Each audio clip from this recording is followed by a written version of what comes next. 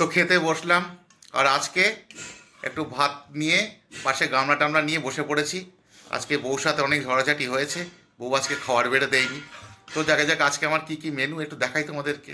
ভাত তো আছেই, তার সাথে বউ এই গামলা দিয়ে গেছে পাশে, এর মধ্যে রয়েছে বেগুন আলুর তরকারি।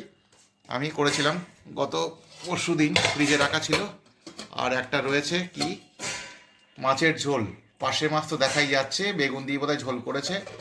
তো যাকে যাক বউ আমার একটুখানি রেগে গেছে, এই যে পাশে বউ থালা, বউ ভাত খাচ্ছে, বউকে দেখানো যাবে না। তো যাকে যাক ভাতটা টানি, অল্প একটু ঝোল নেই। আজকে তো বউ আমাকে এরকমভাবে খেতে খেতে দেবে না বলে ঠিক করেছে, নিজে নিজেই নেই। স্বাবলম্বী হওয়া ভালো, সমস্ত ছেলেরা আমাকে দেখে শিখে নাও। কোনো দিন কারোর সাহায্য প্রার্থী হয়ে থাকবে না, সবসময় নিজের কাজটা নিজে করবে আমার মতো। তো যাকে যাক গরম ভাতে বেগুন আর আলু ফুলকপি, তো একটু খেয়ে দেখি। রান্নাটা আমি কিন্তু ভালোই করি। তো ছেলেদের সব কিছু জানার দরকার, রান্না থেকে শুরু করে সব কিছু, মানে জুতো সেলাই টু চণ্ডীপাঠ, সব সময় জানার দরকার। আমার বউ রাগটা একটু কমেছে, তাই এই তরকারিটা বউই আমাকে দিচ্ছে। তো আমার বউটা খুব ভালো, রাগ মানে রাগ করলেও আর কি বেশিক্ষণ আর কি রাগ করে থাকতে পারে না, ভালোবাসে তো।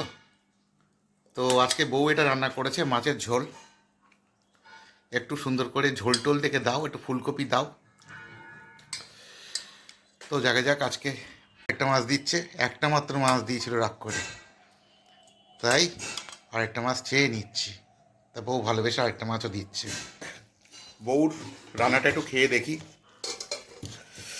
বউ আমার একটু ঝগড়া টগড়া করে, কিন্তু ভালোবাসে খুব।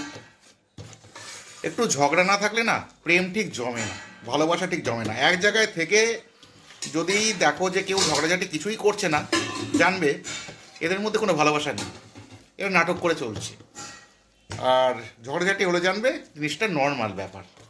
তো ওই নিয়ে বেশি চাপ নিয়ে লাভ নেই। ঝগড়াঝাটি হলে ভালোবাসা বাড়বে, সম্পর্ক আরও গভীর হবে। তো খেয়ে দেখি বউ কেমন রান্না করলো।